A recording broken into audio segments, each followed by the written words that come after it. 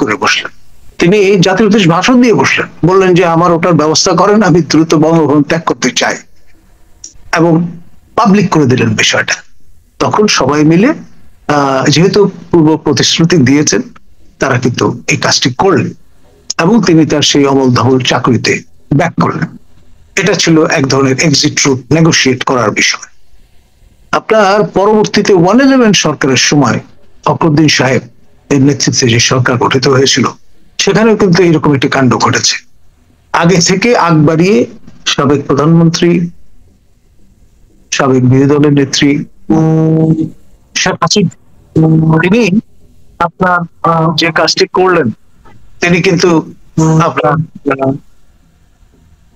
জানান দিয়ে দিলেন পাবলিকলি যে আমাদের সরকার, এই সরকার আমাদের সহায়তা এসছে অনেকটা এরকম, আর আমরা এক্সিট রুট দিয়ে দেব, গ্যারান্টিড।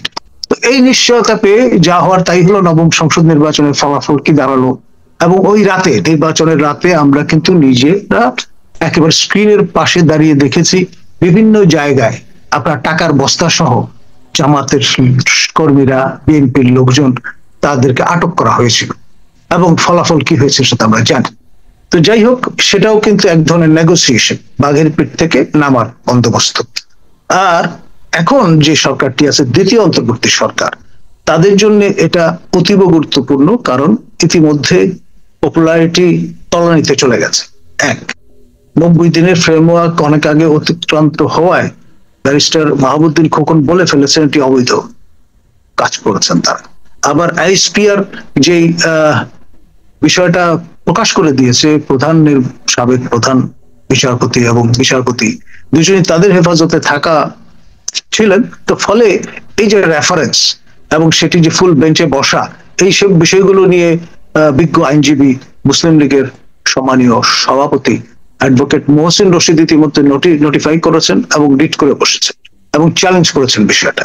তো ফলে এক ধরনের গোজা মিলিয়ে ব্যাপার কিন্তু এখানে পাবলিক স্ফিয়ারে চলে এসছে, বিষয়টা নিয়ে কথাবার্তা হচ্ছে। আর তারপরে পরপর দুটি ইনসিডেন্ট, আপনার নড়াইলে স্নাইপার রাইফেল ধরা পড়া, অগাস্ট বিপ্লবের একজন অন্যতম অগ্রসৈনিক, তার বাড়িতে বালিশের নিচে। আবার কুমিল্লায়ও কিন্তু ভিন্ন বাটের আবার এই ধরনের স্বয়ংক্রিয় অস্ত্র, সেটিও উদ্ধারের ফুটেজ আমরা সোশ্যাল মিডিয়াতে দেখেছি। তো ফলে এই যে স্নাইপারদের বিষয়টা যদি ফোরফ্রন্টে চলে আসে, আবার যে ইঙ্গিত করা হচ্ছে যে লস্করে তৈয়বার ইনভলভমেন্ট ছিল, ফলে ব্যাপারটা কি দাঁড়াচ্ছে, রিজিওনাল একটা রেমিফিকেশনে চলে যাচ্ছে। এমনি তো বাজারে কথাবার্তা আছে এটা কালার রেভলিউশন এবং জর্জ সোরস ফান্ডেড রেভলিউশন, এবং জর্জ সোরস মহোদয়ের পুত্র, তিনি এসে আবার বিপ্লবের পরে যারা বিপ্লবী তাদের সঙ্গে ফটো সেশন করে গেছেন, প্রফেসর ইউনূসের সঙ্গে বৈঠক করে গেছেন। ফলে দুয়ে দুয়ে চার মেলানোর কেউ যদি চেষ্টা করে, তাহলে কিন্তু দোষ দেওয়া যাবে না। আমি এই বিষয় নিয়ে কথা বললাম, মিথস্ক্রিয়ায় লিপ্ত হলাম, এই কারণে আবার আমাদের উপর মপ করে হামলে পড়লে বিষয়টা আরো জোরদার হবে। মানে কেউ যদি এই কাজটা করেন, বোকামিটা করে ফেলেন, তাহলে কিন্তু মাঠে মারা যাবে সবকিছু, বিপ্লব থেকে শুরু করে যাবতীয়। এবং আমার দুঃখ হবে, আমার প্রিয় ছাত্র আবু সাইদ এবং মুগ্ধ দুজনের দুই প্রতিষ্ঠানেই কিন্তু আমি দায়িত্বে ছিলাম, সেই জন্য আমি সবচেয়ে বেশি দুঃখ পাবো যদি বিপ্লব করা। একটা জিনিস আপনি বললেন একটু আগে যে বিচারপতি শাহাবুদ্দিন সাহেবের আমলে একটা আমরা অসাধারণ নির্বাচন পেয়েছি। আপনি নিজেও নির্বাচন নিয়ে পর্যবেক্ষণ করেন এবং এই ব্যাপারে আপনার প্রচুর অভিজ্ঞতা আছে। আমরা দেখলাম চেথাম হাউসেও কিন্তু বক্তব্য দেওয়ার সময় প্রশ্নের উত্তরে ডক্টর মোহাম্মদ ইউনূস বললেন যে জাতি একটা অসাধারণ নির্বাচন পেতে যাচ্ছে এবং ইতিহাসের সেরা নির্বাচন পেতে যাচ্ছে। ডক্টর ইউনূসের এই যে আশাবাদ, এই আশাবাদটাকে আপনি কতটুকু জাস্টিফাইড মনে করেন? আপনি কি মনে করেন সেরকম বাস্তবতা তৈরি করতে পেরেছেন অথবা পারতে যাচ্ছেন? দেখুন, এটি যদি মানে বাস্তবায়িত করতে হয়, তাহলে প্রফেসর ইউনূসের 5 বছর সময় লাগবে। সেটি কিন্তু অন্য কেউ বুঝুক না বুঝুক, ঈদের জামাতের সেই ঈদুল ফিতরের নামাজি বলুন বা ঈদুল আজহার নামাজি বলুন, আগত মুসল্লিরা কিন্তু সেটা বুঝেছেন এবং তারা সহসে বারবার বলেছেন দালালদের কথায় আপনি কিন্তু পিছপা হবেন না, আপনি 5 বছর ক্ষমতায় থাকুন। তো এই যে নিরাপত্তা গেট অতিক্রম করে যে লোকগুলো সেখানে আসলো, এদেরকে আপনি যাই তাই ভাবে আপনার ব্র্যান্ডিং করার চেষ্টা করুন না কেন, তাদেরকে কোনো অবস্থায় ইউনুস বিরোধী বলা যাবে না।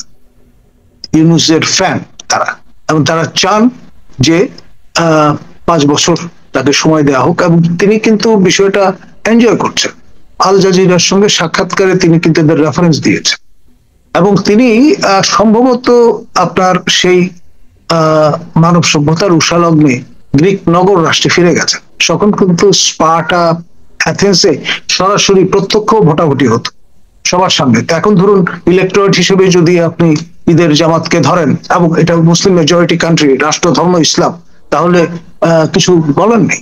এবং তিনি কিন্তু কিস্তি টুপি মাথায় দিয়ে প্রমাণ করার চেষ্টা করেছেন। তিনি সপ্তাহে যে মুসলিম ডে অফ সাবাত, অর্থাৎ জুম্মার দিনে তিনি কিন্তু কখনো আমরা দেখিনি নামাজ পড়তে যেতে। আর আপনার ফরজ নামাজ, জুম্মার নামাজ না পড়ে 5 ওয়াক্ত নামাজ তিনি পড়তে অভ্যস্ত নন, সেটা তার পিতার রেফারেন্স দিয়ে তিনি নিজ সাক্ষাৎকারে জানান দিয়েছেন আমাদের। আর আপনার রাজনীতিবিদদের অনেকেই তো ইতিমধ্যে বলেছেন যে তিনি ভেড়াকে বিয়ে করার সময় ভেড়ার শর্ত অনুসারে রাশন অর্থোডক্স চার্চের দ্বারা দীক্ষিত হয়েছেন, এবং স্বধর্মে ফিরে এসছেন কিনা সেটা নিয়ে আবার বিএনপির রাশিয়ার বরকতুল্লাহ ভুলু একটা মেডিকেল বোর্ডের মতো বোর্ড গঠন করে দিয়েছেন। বলেছেন যে এটি ফয়সালা করার দায়িত্ব তিনি জামাতের আপনার আল্লাহর ওলি আমির ডক্টর শফিককে দায়িত্ব দিয়েছেন, যে কিভাবে তাকে স্বধর্মে ফিরিয়ে আনা যায়। এইসব সমস্যাগুলো মাথায় রেখে 71টা দেশে কাজ করা একজন মানুষ, প্রতিবন্ধী মানুষ, বান কি মুনের দ্বারা আপনার ঘোষিত disability rights champion of the world, তিনি কিন্তু ঈদুল ফিতরের সেই নামাজে শরীক হয়েছেন, এবং আপনার ঈদুল আজহার এই নামাজেও গিয়েছেন, এবং একটা কম্পারেটিভ পিকচার আমাদেরকে প্রদান করেছেন পর্যবেক্ষক হিসেবে। বলেছেন প্রায় 1010 লোক ছিল, চৌম্বকীয় আকর্ষণ তিনি অনুভব করেছেন সেখানকার অডিয়েন্সের মধ্যে। কিন্তু এইবার এসে দেখলেন 900-র বেশি লোক সেখানে উপস্থিত নেই, দ্রুততম সময়ের মধ্যে তারা চলে যেতে উদ্গ্রীব ছিলেন, এবং সেট করা লোকজন বাদে কেউ কিন্তু ওই আওয়াজটা তোলেনি। আর ইমাম সাহেবও প্রফেসর ইউনুসকে কোনো স্পেস দেননি বক্তৃতা করবার। দ্রুততম সময়ের মধ্যে মোনাজাত ধরে ফেলায় প্রফেসর ইউনুস বক্তৃতা করার সুযোগটা পাননি, এবং আপনার সেই ব্যক্তি যিনি পর্যবেক্ষক হিসেবে গিয়েছিলেন তিনি মানসিকভাবে প্রস্তুত ছিলেন যে প্রফেসর ইউনুস বক্তৃতা শেষ করা মাত্রই তাকে তিনি প্রশ্নমানে জর্জরিত করবেন, সেই সুযোগটা তিনি হারিয়েছেন। জি, আমরা মোটামুটি একটা ধারণা পেলাম, কিন্তু আমি বলতে যাচ্ছি যে আজকে যে শুক্রবার যে মিটিংটা হবে, বৈঠকটা হবে, সেই বৈঠকে তো আপনি ইউনুস সাহেবের কথা বলেন, তারেক সাহেবের পলিটিক্যালি কোনো ধরনের চ্যালেঞ্জ কি আপনি দেখছেন কিনা?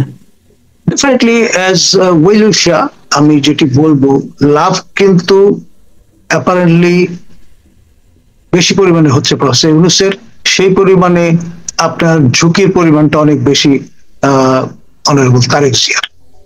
তারেক জিয়া এমন একজন ব্যক্তি, বাংলাদেশে ইউনিক। তার মা 3বার প্রধানমন্ত্রী ছিলেন, পিতা মহামান্য রাষ্ট্রপতি ছিলেন। এইরকমের প্যাডিগ্রি সম্পন্ন দ্বিতীয় কোনো ব্যক্তি আপনি খুঁজে পাবেন না, not even in south Asia. আপনি শ্রী বাবু বন্দর নায়কের কথা বলতে পারেন, আপনি বেনজির ভুট্টোর কথা বলতে পারেন, কিংবা শ্রীমতী ইন্দিরা গান্ধীর কথা বলতে পারেন, কিন্তু মা বাবা দুজনই এরকমের রাষ্ট্রীয় সর্বোচ্চ পদে আসীন ছিলেন, এরকম দ্বিতীয় কোনো দৃষ্টান্ত আপনি দেখাতে পারবেন। সেই জন্য জাতির এক্সপেকটেশনটা আকাশচুম্বী তারেক জিয়ার কাছে। তিনি আপনার কোনো ভুল পদক্ষেপ গ্রহণ করলে সমগ্র জাতি ক্ষতিগ্রস্ত হবে, 100 বছরের জন্য পিছিয়ে যাবে দেশ। আর তিনি যদি সঠিক সিদ্ধান্ত গ্রহণ করেন, আলোচনার কোনো বিকল্প নেই। আমি বলবো তিনি যে সম্মতি প্রদান করেছেন এটি তার পলিটিক্যাল অ্যাকুমেনের পরিচয় বহন করে, এবং তিনি যদি তার টার্মসে প্রফেসর ইউনুসকে মানাতে পারেন তাহলে আমি বলবো দেশ রক্ষা পেল। আর যদি বিষয়টা এমন দাঁড়ায় যে বাঘের পিঠে থেকে নামবার প্রয়োজনে তারেক রহমানকে তিনি ব্যবহার করলেন, সেটি হবে মোস্ট আনফরচুনেট, এবং এই রকমের একটি আনইকুয়াল আপনার ইকুয়েশনে বিএনপি কিংবা তারেক জিয়া পড়বেন তেমনটি আমি মনে করি না।